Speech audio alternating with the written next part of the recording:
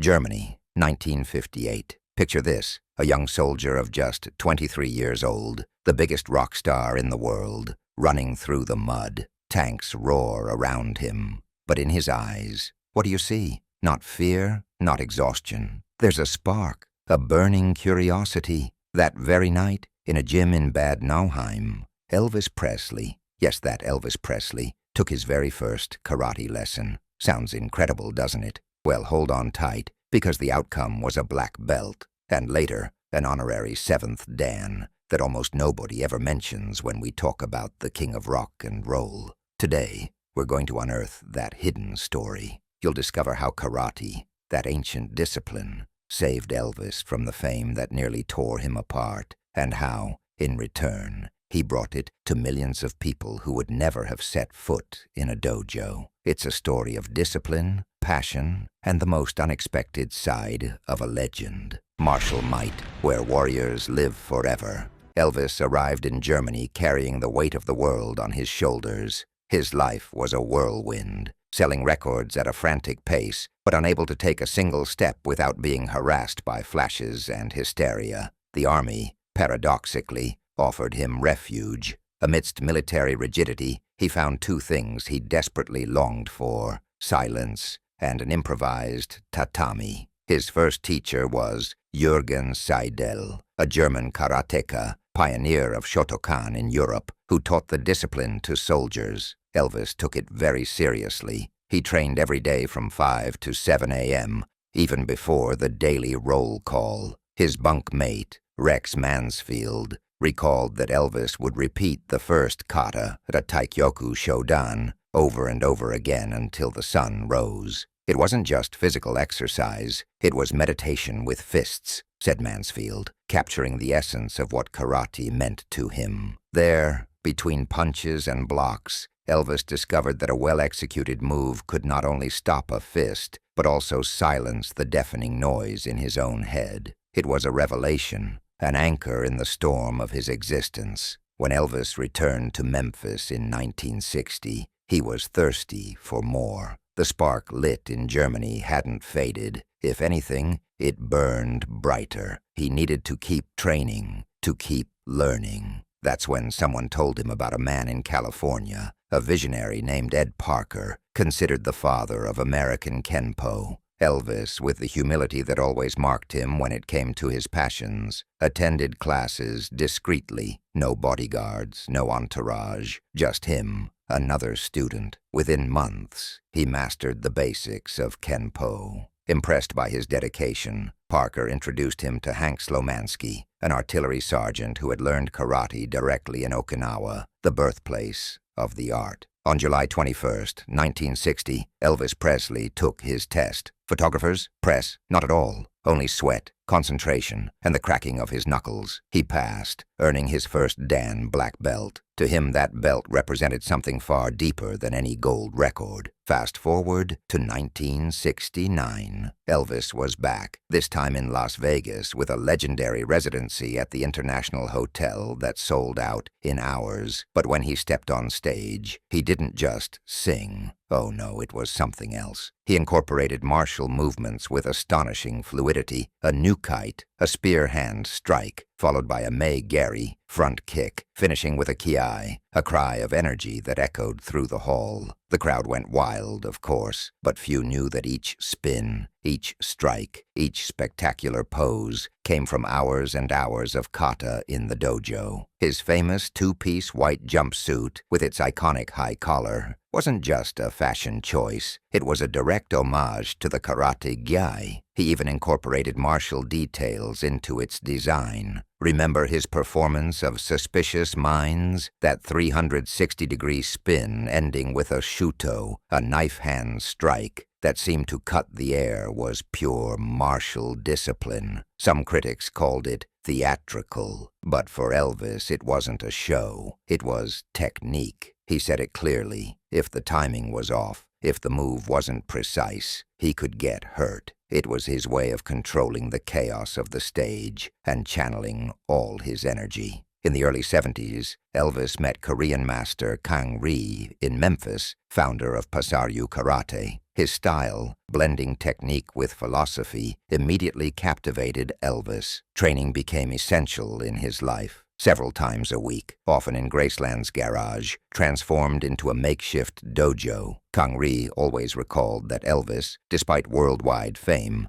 insisted on training like any other student, no shortcuts. In 1973, after years of practice, Ri awarded him an honorary 7th Dan, a grade not recognized by official federations, but one that symbolized Elvis's commitment to karate. Elvis celebrated in his own way, donating mats and equipment for the dojo and sharing his admiration for Bruce Lee, whom he deeply admired. For Elvis, karate wasn't a passing fad, but a vital passion. In May 1973, an episode reflected how far his influence reached in the martial world. Legendary kickboxer Bill Superfoot Wallace suffered a severe leg injury during a tournament in Chattanooga, a direct blow to the soleus that left him nearly immobilized. And who came to his aid? Elvis Presley. From Los Angeles, he contacted a renowned acupuncturist and brought him directly to Graceland.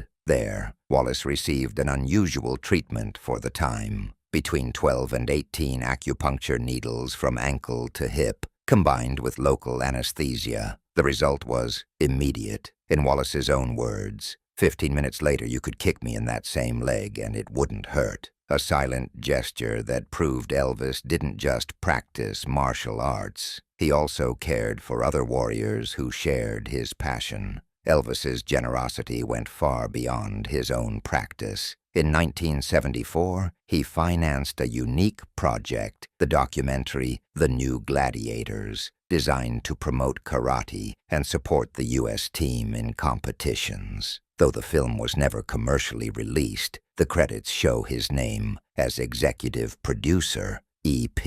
His financial help allowed many practitioners to travel and showcase martial arts abroad. He wasn't seeking publicity or recognition. He did it because he truly believed karate could transform lives, just as it had transformed his. But not everything was light. Elvis trained intensely, sometimes for hours in the middle of the night. That physical effort coexisted with his growing dependence on medications to sleep and stay awake, a dangerous cycle. Priscilla recalled seeing him in the gym, throwing kicks into the air with a distant gaze, as if fighting invisible enemies. Karate was an escape, but also a reflection of his inner battles. His relationship with instructor Mike Stone brought tension. Elvis once reacted with such fury that it worried those around him. Accounts of confrontations or sanctions vary, but the truth is clear. His emotional intensity on the tatami was as great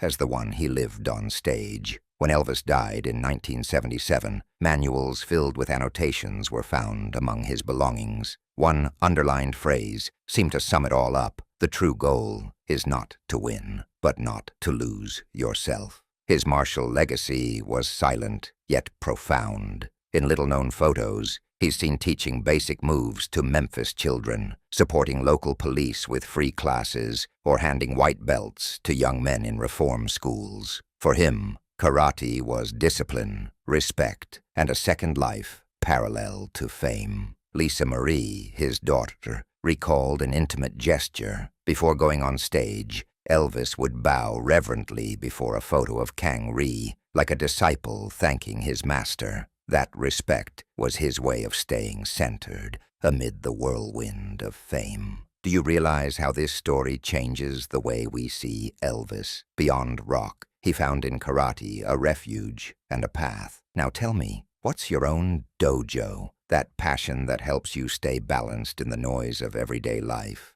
During the 60s, his movies also reflected that passion. In several fight scenes, he incorporated movements learned on the tatami, and according to stunt coordinators, he refused to use doubles. If I fall, I get up and keep going. That's kata, too, he said. His dedication caught Hollywood's attention and paved the way for martial choreographers in musical films. Although legends circulate about supposed praise from Bruce Lee, the truth is Elvis admired him and shared a vision. Martial arts could be spectacle, philosophy, and discipline all at once. Between concerts and filming, Elvis also cultivated the spirit. He read The Book of Five Rings by Miyamoto Musashi, and one phrase became his creed: "You are your only rival." Karate gave him a code: respect the teacher, help the weak, remain humble. In 1975, when a journalist asked him his greatest fear,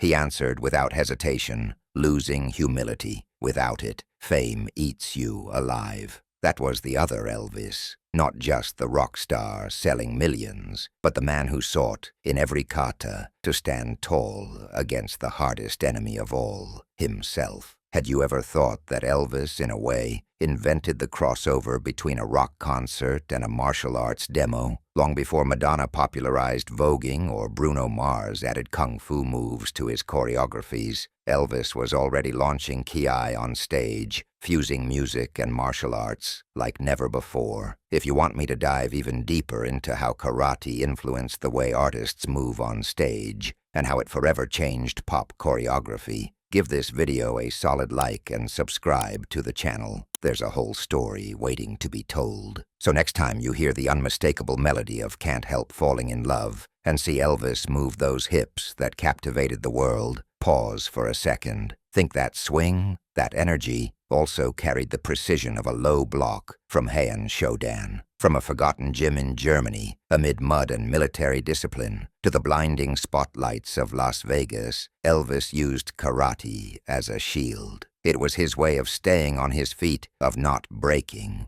when fame, that insatiable beast, threatened to knock him down. He achieved what many only dream of, earning a black belt, a symbol of discipline and mastery that needed no platinum records to shine on its own. And along the way, he left us with the most rock and roll lesson of all. True strength isn't in the kick that breaks boards, but in the inner fortitude that keeps you from breaking inside. If this story fascinated you, share it with an Elvis fan or that friend who thinks artists only live on stage. Because, as the king once said with wisdom that went far beyond music, music enters through the ears, but discipline stays in the soul.